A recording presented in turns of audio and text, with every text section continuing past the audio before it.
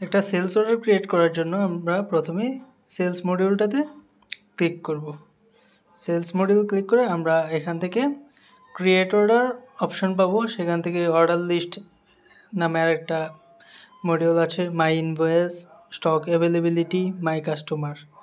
তো অর্ডার ক্রিয়েটের জন্য আমরা চলে যাব হচ্ছে ক্রিয়েট অর্ডার মডিউলে। ক্রিয়েট অর্ডার মডিউলে ক্লিক করে আমরা অর্ডার ক্রিয়েশন পেজে চলে আসব। সেখান থেকে আমরা একে একে এখানে কাস্টমার সিলেক্ট করতে পারবো।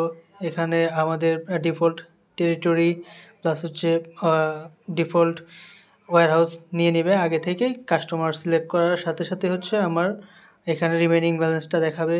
আমি চাইলে এখানে হচ্ছে রিমার্কস অ্যাড করতে পারবো।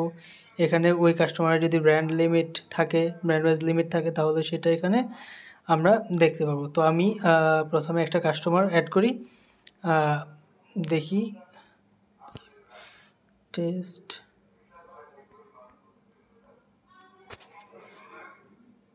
আমি এই কাস্টমারটা সিলেক্ট করতেছি। এই কাস্টমারের কারেন্ট রিমেনিং লিমিট 1,00,000 টাকা চলে এসছে। সেখানে আমি দেখতে পাচ্ছি রিমার্কস, আমি কোনো একটা রিমার্কস লিখতে পারি। টিপি লিঙ্ক লিখে দিলাম যে আমি টিপি লিঙ্কের প্রোডাক্ট সেল করব। তারপর এই কাস্টমারের ব্র্যান্ড ওয়াইজ লিমিট আছে কি না সেটা একটু দেখে নিই আমি। এখানে ব্র্যান্ড ওয়াইজ লিমিট দেখাচ্ছে, মার্কেসিস 10,000, সিডাটা 20,000, টিপি লিঙ্ক 50,000। 3টা ব্র্যান্ডের লিমিট অ্যালোকেটেড করা আছে। তো এখন আমি এখানে আইটেম অ্যাড করব। আইটেম অ্যাড করার জন্য আমি হচ্ছে এই পোর্শনটা ইউজ করব। অ্যাড আইটেমে ক্লিক করলাম। ক্লিক করে আমি আইটেম লিখলাম 840N। এখানে আইটেম 840N চলে এসছে, অ্যাভেলেবল আছে। এটা সিলেক্ট করলাম। এখন আমি যদি এটার রেট চেঞ্জ করতে চাই বা কোয়ান্টিটি বাড়াতে চাই, তাহলে বাড়াতে বা কমানোর জন্য আমি এখানে ক্লিক করব। ক্লিক করে সেখানে হচ্ছে আমি 10 পিস নিব, প্লাস প্রাইস আমি চাইলে কিছু বাড়িয়ে নিতে পারি। 1200, আমি 1400 করব। করে হচ্ছে অ্যাড করে দিব। আমি আরেকটা মডেল অ্যাড করতে চাচ্ছি। এখানে ক্লিক করে 845N এটা সিলেক্ট করলাম। সিলেক্ট করে এটাও আমি এডিট করব। প্রাইস এটা 12 পিস, এটা যেই প্রাইস আছে আমি সেই প্রাইসই এখান থেকে অ্যাড করে দেবো। এখন আমি চাইলে আরও আইটেম অ্যাড করতে পারি। আর যদি মনে হয় যে না আমি আপাতত এই 2টা আইটেমই থাকবে, তাহলে আমরা 2টা কাজ করতে পারি। এক হচ্ছে সেভ ড্রাফট আর এক হচ্ছে ক্রিয়েট অর্ডার। এখান থেকে যদি আমি সেভ ড্রাফট করি তাহলে এটা ড্রাফট হিসাবে থেকে যাবে, আর যদি ক্রিয়েট অর্ডারে ক্লিক করি তাহলে হচ্ছে সাথে সাথে একটা অর্ডার ক্রিয়েট হয়ে যাবে। তো আমি দেখানোর জন্য প্রথমে হচ্ছে একটা ড্রাফট সেভ করি। ড্রাফট সেভ করে দেখি এটা কি হয়। তো আমার অর্ডার লিস্টে একটা ড্রাফট ইনভয়েস চলে এসেছে। অর্ডার লিস্ট ড্রাফট হিসেবে এটা দেখাচ্ছে। তো এই অর্ডার লিস্টটা আমি আবার এখান থেকে পাবো। এখান থেকে সেলসের ভিতর থেকে এই যে অর্ডার লিস্টে আমি ক্লিক করলে এখানে যে আমি হচ্ছে টেস্ট কাস্টমারটা হচ্ছে পেয়ে যাব। টেস্ট কাস্টমারের এগেনস্টে একটা অর্ডার ছিল ড্রাফট, ওইটা পেয়ে যাব। এটা আমি ক্লিক করে এর ভেতরে ঢুকে এখন এখানে 3টা অপশান দেওয়া আছে।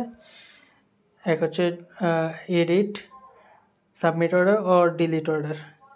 আমি চাইলে এখান থেকে যে কোনোটাই করতে পারি। বিলটা যদি আমি ডিলিট করতে চাই ডিলিট করতে পারবো, এডিট করতে চাইলে এডিট করবো। আমি এখন একটা এডিট করব। এডিটে ক্লিক করার সাথে সাথে আমার হচ্ছে এখানে চলে আসছে। এবার আমি চাইলে এখান থেকে আমি রিমার্কস এডিট করতে পারি। তারপর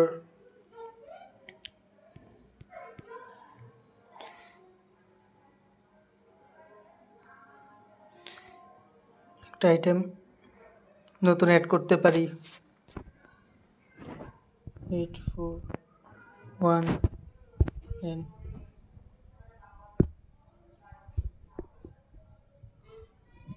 841N এটা আমি নিব 5 পিস প্রাইস যা আছে তাই চেঞ্জ করলাম না তারপর এই ড্রাফটটাকে আবার আমি সেভ করব সেভ করার পর এবার হচ্ছে আমার কাজ শেষ আমি বুঝলাম যে আমার কাজ শেষ এখন হচ্ছে আমি এটাকে অর্ডারটা সাবমিট করে দিব তো অর্ডার সাবমিট ক্লিক করার সাথে সাথে অর্ডারটা সাবমিট হিসাবে এখানে সাবমিটের হিসাবে চলে আসবে এই পর্যন্ত হচ্ছে আমাদের যারা সেলস পারসন তাদের কাজ এখন পরবর্তী ধাপে এটা হচ্ছে সুপারভাইজারের কাছে নোটিফিকেশন চলে যাবে সুপারভাইজার দেখে পরবর্তী ধাপের সে এটাকে অ্যাপ্রুভ বা রিজেক্ট করবে ওখান থেকে এখন একজন সুপারভাইজার তার এই সাবমিটের অর্ডারটা তার অর্ডার লিস্টে পেয়ে যাবে সেখান থেকে ওই অর্ডার লিস্টে ঢোকার পর সেখানে সে বিলের ডিটেলসটা দেখতে পাবে এবং সেখান থেকে রিজেক্ট অথবা অ্যাপ্রুভড দুইটা অপশান পাবে রিজেক্ট এবং অ্যাপ্রুভ এই দুটো অপশান থেকে সে যে কোনোটাই করতে পারে বিলটা রিজেক্ট করে দিতে পারবে বা অ্যাপ্রুভ করতে পারবে তো আমি এটা সুপারভাইজার আমি এটা অ্যাপ্রুভ করে দিচ্ছি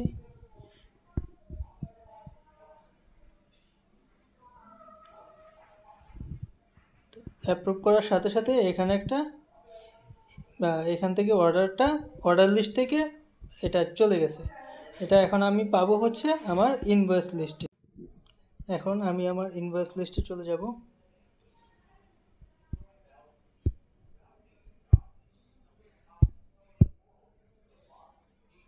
এখানে টেস্ট কাস্টমারের নামে একটা ইনভয়েস ক্রিয়েট হয়ে গেছে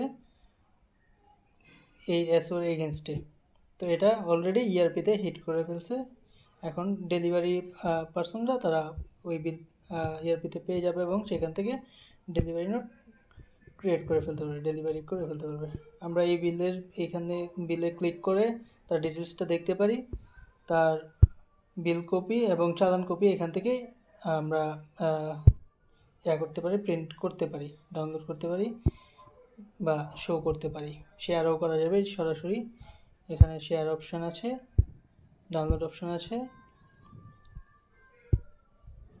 ইনভয়েস এবং চালান কপিটা তৈরি হবে যখন হচ্ছে সিরিয়াল অ্যাসাইন করা হবে তখন আমরা চালান কপিটা সিরিয়াল সহ এখানে দেখতে পাবো